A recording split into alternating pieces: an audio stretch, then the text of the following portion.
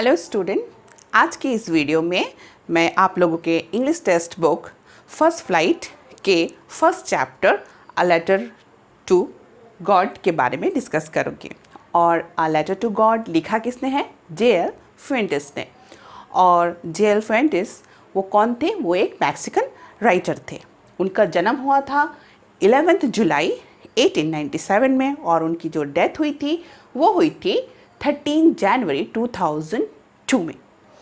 और his cause of death was, उनको आखिरी दिनों में कैंसर हो गया था क्योंकि वो बहुत ज़्यादा स्मोकिंग करते थे, इसलिए ये भी एक रीज़न रहा उनकी मौत का। ठीक, अब देखो टाइटल के बारे में अगर हम बात करते हैं, a letter to God. A letter to God, भगवान के नाम पर चिट्ठी। टाइटल से ही कहीं ना कहीं लगता है कि ये स्टोरी एक ऐसे टॉपिक को लेके है या एक ऐसे इंसान को लेके है, या हम ये बोलें कि किसी ऐसी चीज़ को लेके है जो ये दर्शाएगा कि किसी का बहुत ज़्यादा भगवान के प्रति, ईश्वर के प्रति श्रद्धा है और विश्वास है। और हम देखेंगे कि जो कैरेक्टर है, मेन कैरेक्टर, मैंने यहाँ पे कैरेक्टर्स लिख के रखे हैं। जो इस स्टोरी का मेन कैरेक्टर है वो है लैंचो। ठीक है, लैंचो है और उसकी वाइफ है। स्टोरी में हम कहीं भी नहीं देखेंगे कि वाइफ का कोई नाम बोला गया है, वुमन बोल के ही लैंचो उसको संबोधित करता है। दूसरा है पोस्ट मास्टर एंड पोस्टमैन। ये बहुत ज़्यादा इम्पॉर्टेंट कैरेक्टर्स हैं क्योंकि जब हम बात कर रहे हैं अ लेटर टू गॉड, तो लेटर हमको पता है कि हम कहाँ पे पोस्ट करते हैं और ये कहाँ से डिस्ट्रीब्यूट होता है, वो होता है पोस्ट ऑफिस।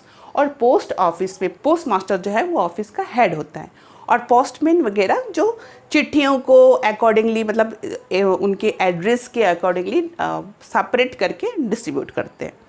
तो हम देखेंगे कि ये चारों कैसे रिलेटेड हैं इस स्टोरी में।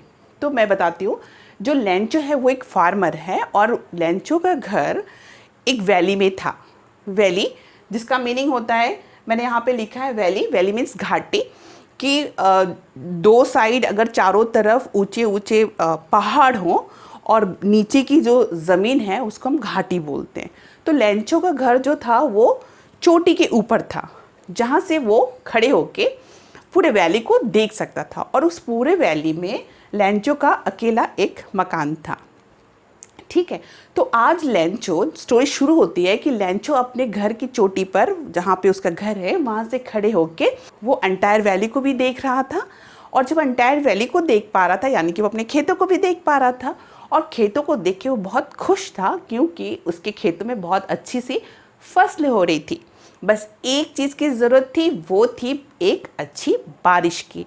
अगर अच्छी बारिश होती है तो उसके फसल और भी अच्छे से ग्रो करेंगे। ये इसीलिए वो वहाँ पे खड़े होके बादलों की ओर देख रहा था कि बादल आ रहे हैं या नहीं, या कब तक बारिश होगी। इस इंतज़ार में लैंचो वहाँ खड़ा था। फिर उनके मील का टाइम हो गया, भोजन का वक्त हो गया। लैंचो अंदर गया और जब अंदर गया तो बस वो अपनी वुमन को बुलाता है और उसके साथ शेयर करता है कि बहुत अच्छी फसल हो रही है और सिर्फ अभी एक चीज़ की ज़रूरत है, एक अच्छी बारिश की। अगर भगवान ने चाहा तो अच्छी बारिश होगी और हमारे फसल बहुत अच्छे से ग्रो करेंगे, बहुत अच्छी फसल आएगी।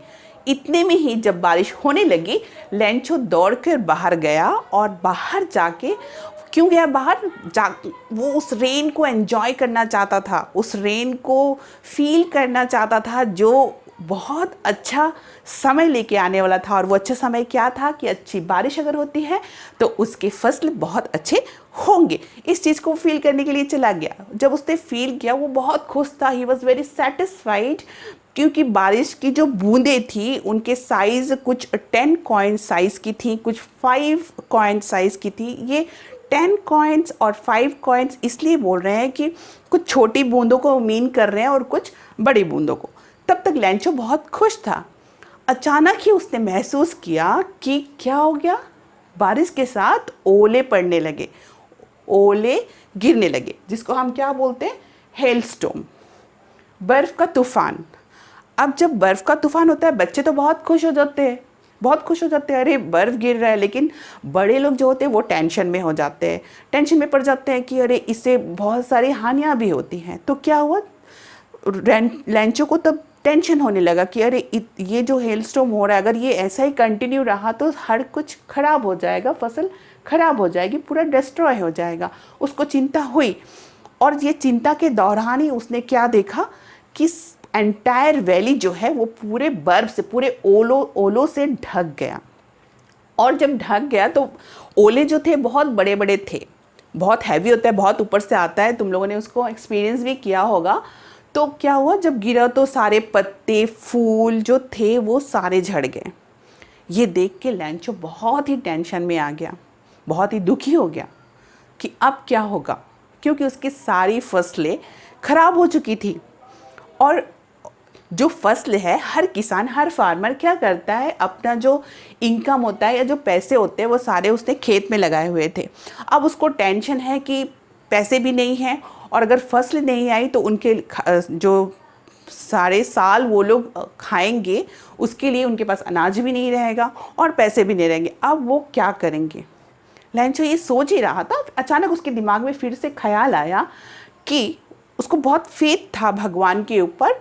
बहुत से लोगों का ऐसा सोच है कि कुछ भी हो जाए, भगवान हमारा साथ कभी नहीं छोड़ते और वो हमारा मंगल करते हैं और कहीं ना कहीं से हमारी सहायता करते हैं। लैंचो को भी बहुत फेथ था कि भगवान है तो सब ठीक हो जाएगा। उसने अपने फैमिली से शेयर किया कि डरने की कोई बात नहीं है, क्योंकि कोई भी भूख से मरता नहीं है, क्योंकि भगवान है, सब ठीक हो जाएगा। इसीलिए लैंचो ने फैसला किया कि अगले आने वाले संडे में, रविवार को, एतवार को क्या करेगा, पोस्ट ऑफिस जाएगा और भगवान को एक चिट्ठी लिखेगा। तो अगले संडे वो गया, उसने भगवान के नाम पे एक चिट्ठी लिखी और पोस्ट ऑफिस में डाल दिया। लेकिन चिट्ठी में क्या लिखा? उसने भगवान को लिखा, ईश्वर को लिखा उसने कि उसको क्या चाहिए, पैसोस चाहिए। कितने पैसे चाहिए? 100 पैसोस चाहिए। और ये पैसोस क्या होते हैं? देखो मैंने यहाँ पे लिखा है, पैसोस जो है वो currency of Latin. Okay, several country की, जो बहुत सारी कंट्रियाँ ऐसी हैं जिनके वहाँ पे पैसे को पैसोस बोलते हैं, या रुपीज़ को, इंडिया में जैसे करेंसी को हम रुपीज़ बोलते हैं तो वो पैसोस बोलते हैं। और specially where currency of Latin South America country, इस साइड में पैसोस बोलते हैं। ठीक है, तो 100 पैसोस। और अगर 100 पैसोस को हम देखें कि इंडियन करेंसी में, रुपीज़ में कितना होता है, तो होता है कि 374.11। ठीक है, हम इसको ही पकड़ते हैं कि 374 रुपीज़ उसने भगवान से मांगे। किसने? लैंचो ने, through his letter to God. और अब एड्रेस तो लिखना पड़ेगा कि ये लेटर कहाँ जाएगा। तो एनवलप के ऊपर लैंचो ने लिख दिया टू गॉड, बस इतना ही लिख के उसने पोस्ट ऑफिस में वो लेटर पोस्ट कर दिया। इसके बाद जब पोस्टमैन अब सारी चिट्ठियों को पोस्ट बॉक्स से निकालते हैं कि किसका डेस्टिनेशन कहाँ है, उसको वहाँ पे डिस्ट्रीब्यूट करने के लिए, ड्रॉप करने के लिए। तो वो जब निकाल रहे थे तो देखा एक लेटर निकला जहाँ पे लिखा है एड्रेस की टू गॉड। तो अब गॉड लिखा है तो कहाँ पे भेजे? तो पोस्टमैन हंसने लगा और सीधा ये लेटर लेके पोस्ट मास्टर के पास चला गया। अब पोस्ट मास्टर ने भी उसको देखा और वो भी हंसने लगा। वो बहुत एक जेंटल आदमी थे, बहुत ही काइंड हार्टेड। पहले देखते ही वो हंस पड़े, लेकिन बहुत जल्द, शीघ्र ही उन्होंने अपनी हंसी को कंट्रोल की। और कंट्रोल करने के बाद क्या किया, उनको रियलाइज़ हुआ कि ये किसी बहुत इनोसेंट व्यक्ति ने लिखा है जिसको भगवान के ऊपर बहुत ज़्यादा फेथ है। तो अंदर अभी तक उन्होंने पढ़ा नहीं है, ऊपर ही देख के उन्होंने सोच लिया कि ठीक है, जिसने भी ये लेटर भगवान के लिए लिखा है, अब ऐसा कोई जगह तो है नहीं कि इस लेटर को पोस्ट किया जा सके। तो पोस्ट मास्टर ने सोचा चलो मैं ही इस लेटर का आंसर दूंगा। जब लेटर खोल के देखा कि उसमें कुछ और ही लिखा है। वो लेटर में सिर्फ ऐसा नहीं है कि उसका आंसर लिख दिया जाए, उसका लेटर का जवाब दे दिया जाए कि बस उसने किसी ने कुछ पूछा और बता दिया, ऐसा नहीं है। उसमें क्या है, किसी ने लिखा है, उस फार्मर में लिखा है कि भगवान, मैं बहुत मुसीबत में हूँ, मेरी फसलें ख़राब हो चुकी हैं, मुझे 100 पैसोस चाहिए। इस पैसे से मैं कुछ तो अपने नए फसल उगाने के लिए लगाऊंगा, और जब तक फसल नहीं आएगी हमारे घर के खर्च के लिए, हमारे खाने पीने के लिए बाकी अमाउंट उस काम में मेरे चाहिए। तो टोटल मुझे कितने चाहिए? 100 पैसोस। अब ये देख के तो पोस्ट मास्टर ने, क्योंकि पहले ही सोच लिया था कि इस आदमी का, जिसका भगवान के ऊपर इतना ज़्यादा फेथ है, उसको ब्रेक नहीं करना है। लेकिन अब तो मुसीबत बढ़ गई पोस्ट मास्टर की, क्योंकि सिर्फ लिखना होता तो वो लिख देते और 100 पैसोज़ बहुत बड़ा एक अमाउंट था। तो उन्होंने क्या किया, पोस्ट मास्टर ने उन्होंने अपनी सैलरी से कुछ हिस्सा उसमें दिया, अपने कुछ दोस्तों से भी चैरिटी ली और अपने जो एम्प्लॉय हैं उनसे भी कुछ कुछ सबसे मदद लेके कुछ 70 पैसोज़ ही वो इकट्ठा कर पाए। पूरे 100 पैसोज़ वो नहीं कर पाए, 70 का इतना अमाउंट ही उन्होंने क्या किया, एनवलप में रखा और उसको सील किया। और जब नेक्स्ट टाइम लेंचो आया ये पूछने कि उसका लेटर आया कि नहीं, उसके लेटर का जवाब आया कि नहीं, तो जब ये आएगा, क्योंकि पोस्ट मास्टर लोगों को पता है वो आएगा ही, तो लेटर रखा गया था और पोस्ट मास्टर जो है, पोस्टमैन ने खुद अपने हाथों से वो लेटर जो है, एनवलप जो है, वो लेंचो को हैंड ओवर किया।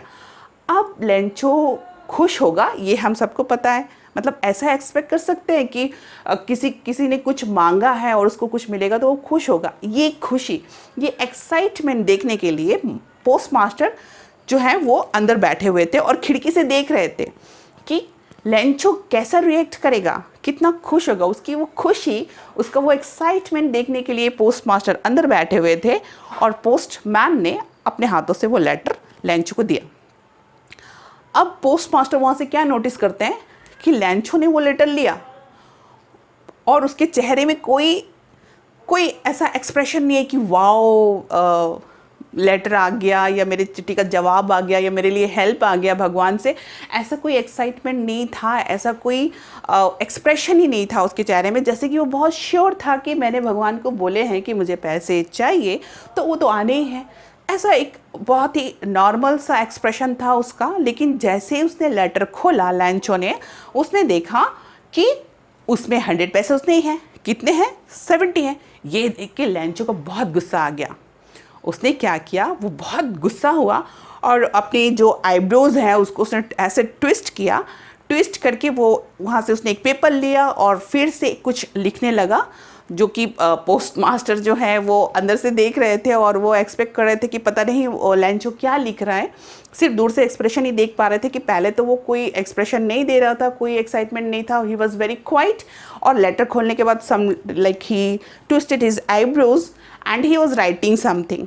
और लिख के क्या किया, फिर वहाँ से उसने वो स्टैम्प भी लिया और जैसे कि होता है कि हम स्टैम्प को ऐसे से लगाते हैं, तो लेंचो यहाँ ऐसे नहीं लगा रहा था, वो बहुत ही गुस्से में था। उसने जो है स्टैम्प को एनवलप के ऊपर रखा और अपने मुक्के से ऐसे बंद किया। ये क्या साइन है कि वो बहुत गुस्सा है। तो जैसे उसने ये लेटर पोस्ट किया और वहाँ से गया, पोस्ट मास्टर क्योंकि बहुत एक्साइटेड थे ये जानने के लिए कि लेंचो को कैसा लगा ये लेटर पाके या वो उसने क्या लिखा इन रिटर्न। जैसे ही पोस्ट मास्टर ने वो लेटर खोला, उसमें लिखा था कि गॉड, मुझे पूरा यकीन है कि मैंने आपसे जितना मांगा, जो सहायता मांगी, आप उसको डिनाई नहीं कर सकते। आपने ज़रूर मेरे लिए उतना ही भेजा होगा, लेकिन पता है मेरे हाथ में सिर्फ 70 पैसों ही आए हैं और बाकी के 30 नहीं आए हैं। इसलिए काइंडली आप उस बाकी 30 पैसे को मुझे भेज दें, क्योंकि मुझे वो चाहिए। उसका क्या प्लानिंग था कि कुछ तो अपनी फसल उगाने में लगाएगा और जब तक फसल नहीं आएगी तब तक उसका फैमिली चलेगा उससे, ये प्लानिंग था। तो उसने लिखा कि ये चाहिए और हाँ गॉड प्लीज़ अगर आप फिर से ये भेजते हैं तो आप पैसे डायरेक्टली मुझे भेजिए, not through this post office. इस पोस्ट ऑफिस के थ्रू मुझे पैसे मत भेजिए। क्यों? क्योंकि इस पोस्ट ऑफिस के लोग सारे कौन हैं? बंच ऑफ क्रुक्स, जिसका मतलब है दगाबाजों का समूह।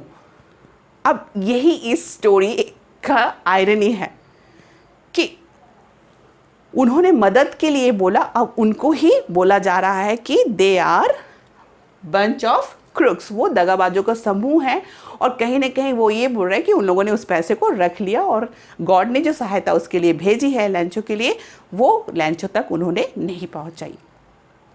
ये है आपकी समरी। मैंने यहाँ पे पैसोस लिखे हैं, वैली लिखा है, हेलस्टॉर्म लिखा है, बंच ऑफ क्रुक्स लिखा है। ये चार बहुत और भी इंपॉर्टेंट वर्ड्स हैं, लेकिन ये चार बहुत इंपॉर्टेंट वर्ड्स हैं इसलिए मैंने यहाँ पे लिखा है। और जो कैरेक्टर्स हैं यहाँ पे, लेंचो है, वुमन है जो उसकी वाइफ है, और post master and post man, ये चार। तो ये रही आपकी समरी।